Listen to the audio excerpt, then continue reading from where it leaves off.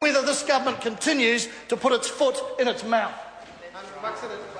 Speaker. Honourable Jerry Brownlee. Mr Speaker, I want to start by acknowledging the mover of the debate, Catherine Delahunty, who I thought really did do a good job of indicating, firstly, that this was a serious problem that had to be dealt with, and that there were emotions that needed to be considered in all of this, and that there was no particular easy way of going about it, but there was perhaps some things that could be done better as we progress through the consultation period. And I think that as a discussion topic for this House, a debate for this House was perfectly appropriate, and I thank her for the tone of that contribution. Mr Speaker, there has been nothing particularly easy about the last 2 years of dealing with the fallout from the earthquake events in Canterbury. There's no particular decision that has come naturally and simply. Every one of them has required a great deal of consideration and a great deal of thought about the best interests of the people who are most affected. And I want to say to some of the other speakers who've spoken this afternoon specifically about cases that they are familiar with, the Maori immersion schools having to come together. Look, none of that is something that we want to do. It is something that is, by the circumstance, put upon us and has to be considered. And that is what is part of this process today. Ms Martin from the New Zealand First Party made a number of interesting comments. Firstly, that there was too much information prepared, but not enough consultation. Well, I don't know how you have consultation without significant amounts of information being given to people. Further to that, I don't know how the government was supposed to talk to 500 individuals, so 250 principals and 250 chairs of boards, and then all of the people who support them, the staff of all those schools, the people who, as the member said, give up their time to voluntarily be on boards, getting them all together, thousands of them in fact, to give them a message that she then said should have been delivered one-on-one. Mr Speaker, this is a difficult process, and no one is denying that, and I'm grateful that all other members have acknowledged that.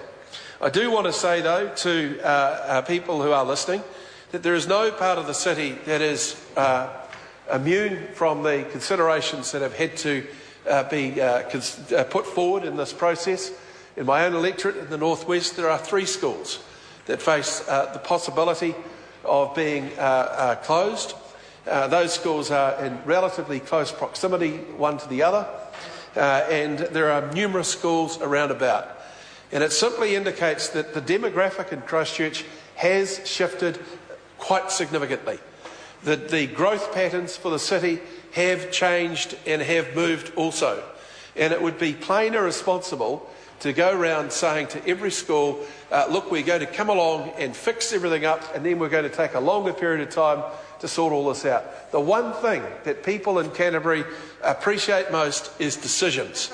They do not like indecision, sir, and the only way that we could get to a decision point in this was to put it all on the table for that wide consideration. And I have to say I am utterly disgusted at some of the cynical manipulation of what I think is genuine anxiety for what our opponents, particularly in the Labour Party, perceive as being to their political advantage. There is no winning in getting alongside people who are deeply distressed and telling them that they don't have to deal with the problem that's in front of them, or that they shouldn't have to deal with the problem, and if there was only someone else running things, the problem wouldn't be there in the first place. That is not true. And I've got to say, sir, we have been through land decisions where we've had the same rhetoric blown out from Mr Cosgrove, all about how I'm here for my local community, I'm an advocate, I won't be deterred. All that does is reinforce the angst and anguish and hurt that people are having to suffer. It is disgraceful, and it's time it stopped, because, sir, this country has never ever dealt with a problem as big as this, and it's very easy for the rest of New Zealand to think it's been 2 years, it should have gone away. But for goodness sake, sir, this is a huge problem, and we, sir, are tackling it in as smooth a way as is possible. Yes, there will be some people who don't like the way we're handling it. That's what it's all about. But what I can say, sir, in this case is that 173 schools out of 215 got the green light to go ahead, repair and get on with things the other day. That is overwhelmingly positive. It would not have been right to say to those other schools where they know they have lost roll, where they know they've got declining demographics in their area, or they know that they have children today in classrooms that are well below the code, should there be an earthquake in the close proximity of those schools, that everything is okay, we're going to fix it and there'll be no change. Change was inevitable from the moment the earthquake struck in September. And, sir, what we are seeing is this crazy sort of acknowledgement, oh yes, we know there was going to be change, but on the other hand, we don't want it, we don't like it, and it doesn't have to happen. Sir, that is plain irresponsible. This is a $1 billion investment by government in the revitalisation of schooling in Canterbury. You cannot, sir, no one, sir, can make the case that the government is walking away or cutting corners when you've got such a huge upfront statement about the investment that's available for those schools. And I want to make a comment too about the Aruvia school. I thought the chairman of the board there took a very, very sensible stance in saying, well, we've got a 12-week consultation program, we're going to go in it and we're going to fight our case. Sir, I don't like that word fight because I think it is a proper discussion that we need to have.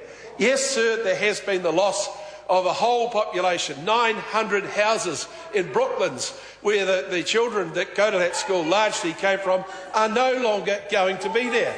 And yes, there will be shifts further west in the city, and that may have an effect on Haruia School. But we do want to talk to them.